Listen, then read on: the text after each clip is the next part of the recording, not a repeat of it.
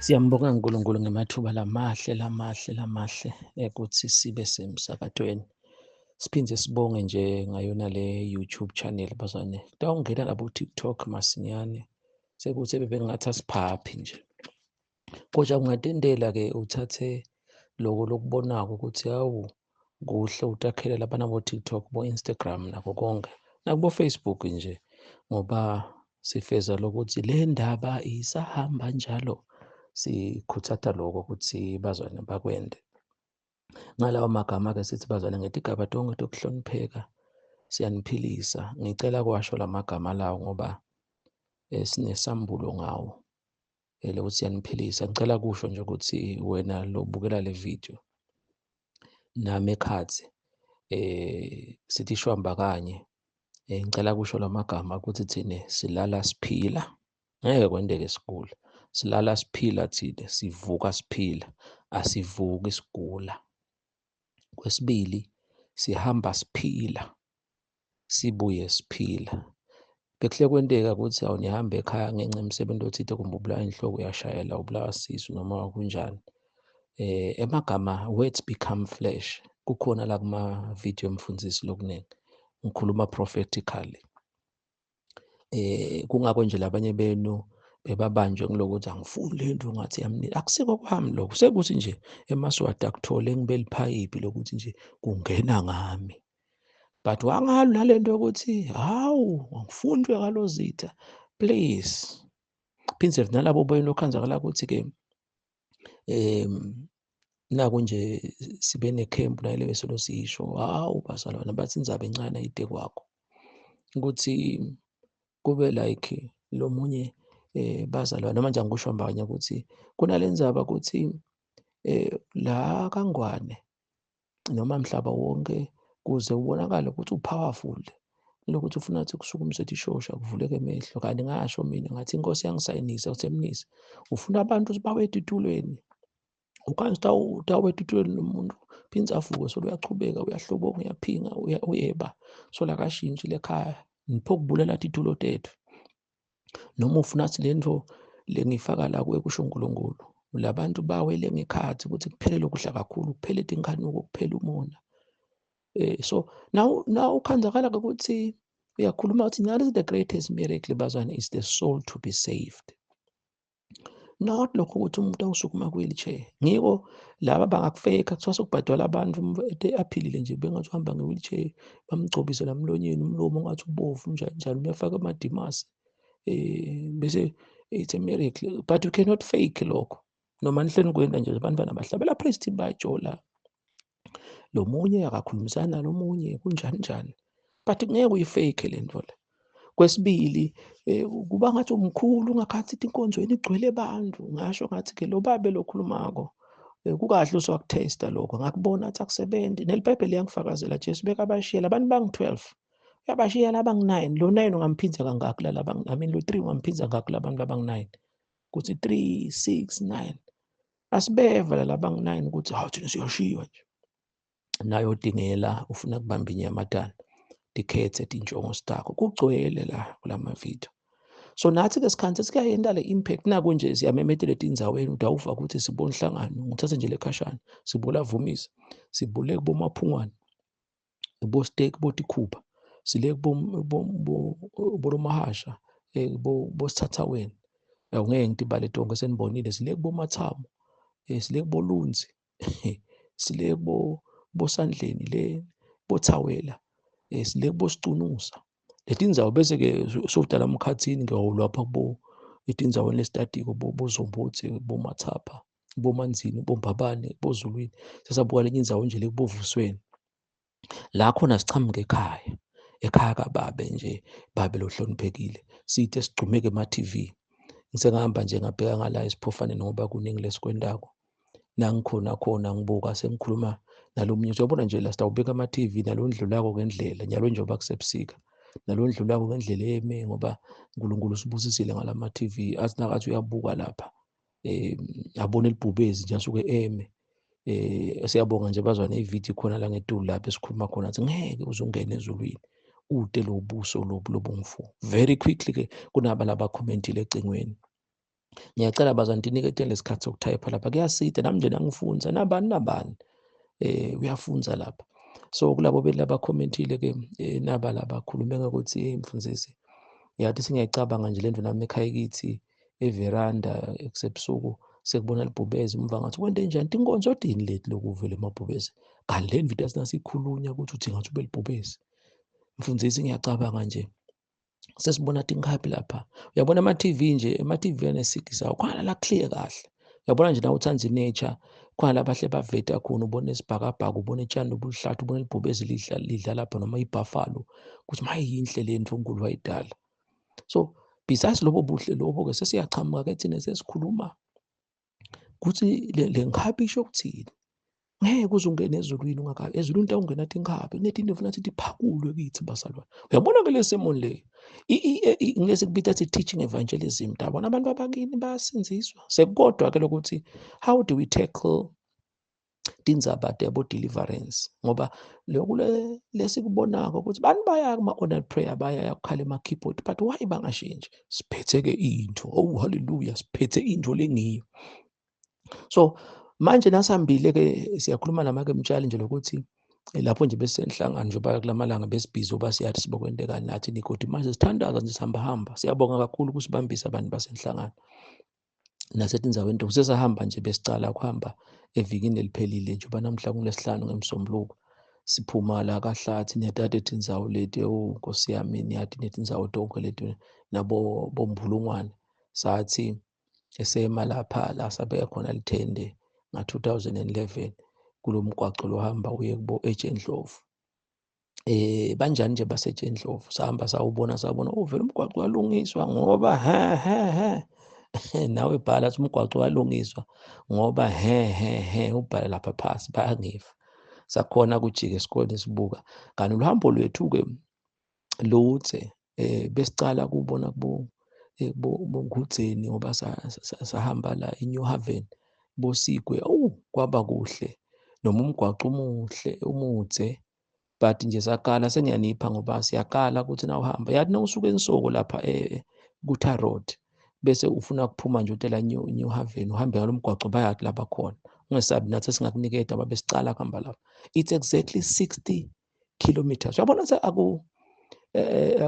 akaduli ngeke nje siyabona ngabe ula usofuna ukuchamukela kubonhlangano sekuthi nje kungaba ngile gravel but umuhle lo mgwaqo futhi I think ngasheshe ngifike mina like senje ngiyabohlathi konje imoto tihamba so kuyadula ngoba ngikhumbula ngibuka petrol ngisuka kuMathatha ngiya kaLavumisa uzina uhamba la nale gauge uyibone ukuthi uyadonsa lo mgwaqo lo sekodwa kuzathi unyuke uthi but-ke bazane I think lokuye sitakufaka khona la elokuthi bowathi nje ukuthi kusuka eMhlume uye ePhophonyane nawuhamba umgwaqo uphuma boBuhleni uye Spiki ukuthi kusukela nje eMhlume uye ePhophonyane 100 kilometers loyo.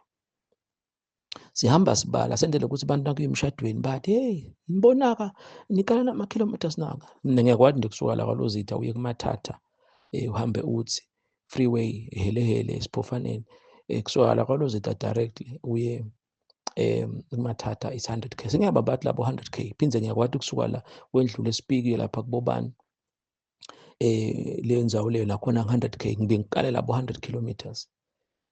Wow, sesingabala-ke nokuphuma la kwaLozitha uphume eBumankhaya uye kubonhlangano. So sahamba-ke lapho sawubuka umgwaqo sawubuka bakuhle. So siyabonga sibasibambisa abazwana labanye bebasiniketa ama-direction ukuthi sesikuphi la ngoba sahamba ebusuku sifuna live siyathandaza lokuthandaza abazalwane.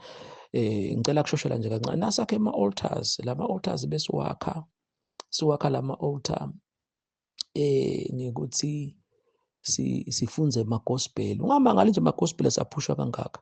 So leti ndzawo sathi altar number 1 Ngihlangana, Hlatikhulu number 2, New Haven Lawuba Bambada number 3, Big Bend altar number 4, Simunye altar number 5, Mhlume altar number 6. Sathatha i-break for about 2 weeks then sabe sesiya-restarta saye Spiki altar number 7, saye eMbabane altar number 8, saya kaLobamba altar number 9, saye eMangani altar number 10, saya kuMathapha-ke altar number 11, sagcina kaLamawandla eLuve altar number 12.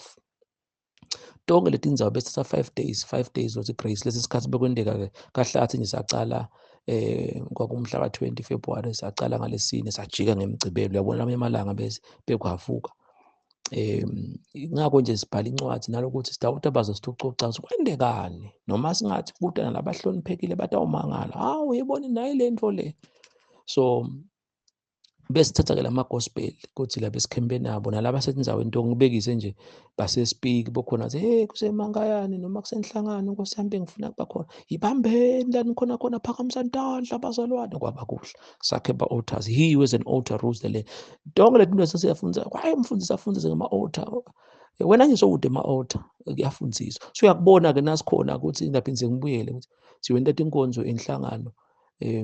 Ngisale ngikucedzela lokho ukuthi wena ubona ukuthi besingathi sifake ama-posters ebesiyakwethu umfundisi ulethe inkonzo vele teliviki lonke sisendlini nje kaZibani ekhaya kababa eZibani kamake eZibani balabanye bakhonathi bangama-single parents. Lapho sicele njengokubhalisa ukuthi sicela ukuthi kubhalise abantu labangu abantu mhlawumbe labangu-15. Namba sobhudile sokuvaliwe iminyango baphela vele i-sitting room ngoba bazalwane. Kodwa kukhona la uNkulunkulu wasinikeza asiprofethe ukuthi imvuzo yokucala icala emasontweni yethu ekhaya, le yokugcina lehlangabetha Jesu icala emakhaya bese iye esontweni. Bonke labantu babona esontweni bacala emakhaya, singakashayela ama-altars lemakhaya. So tinkonzo the-weekend ukuthi kutiwe vele ngiyathanda leli viki mhlawumbe la ngabe kusakanjalo matabo 3 days sifike ngelesonto elisihamba amanase nibuye emasontweni. Msombuluko lesibili lesithathu mhlawumbe siyahamba, kodwa-ke kwahle leli viki lonke ngoba kukhashane lebolavumisa. Imagine-ke sibuye emsebentini labanye labathatha ama-leave nalabathi sebentako. Le camp siyende vele just like emakhempini ukuthi ngabo-7 sesivukile kuyathandazwa, nga-8 sidla i-breakfast, bahamba-ke laba emsebentini siyachubeka ema-section just like i-camp. Mane lapha umehluko ukuthi imnanzi le nto la, umehluko ukuthi la bantu labancane kodwa simemethele timvuselo lenhlangano. Futhi nakhona abakesabi bazalwane. Futhi nakhathi sibaningi sikhanzile ukuthi bantu bangabantu baningi nje angade kwendekani bazalwane. Uma sekukhona simfundisi Nkosi yami indzawo iningi lokho nisuka la nhlangano ndale kubospiki ndaphinde nibuye nini vele nawucabanga mhlawumbe ningabuya after abo 4 months. Mfundisi sicela manje kube nelithende labanye. Seyinkinga-ke kungaba nelithende. Njengoba nje ngisho ukuthi kumnanzi bazana ukhansi ngoba thina siyahamba naba abatshali bahambile bangenisa ekhaya kazi beyamva Pawula siyacala kanjani lento vuselani nendlu yabani kuleli sonto ekhathi. Uma siyelena phansi sihleti daba kwalo 2 days suyetela ubabe nefamily yakho kwanza abantwana bala kubo 4 5 nalabatali mhlambe bavakashele ku-anti lamalanga bala kubo 7. Labantu labo Jesus labantu labo uma kukhona ukuthi sekubekwe imibhalo la etafuleni kuyabutwana bese kuyabanjwana ngetandla indlu lehla lapho emva kwalokhu. Hawu bazalwane, so vele Nkosi yami ngiko ngucale kahle ukuthi hayi bani bafuna ukuthi uzugcwalise lehholo lasenhlangano yena bakithi yena kusho bani. So nginelungelo lami ukuthi kunetimvuselelo disenhlangano deliviki lonke kodwa singenise kaSibani kunema-TV labaleni. Lo mlomo lokhu haleluya, lo mlomo lokhuluma kungakhuluma nasethendeni lebantu labangu-2000.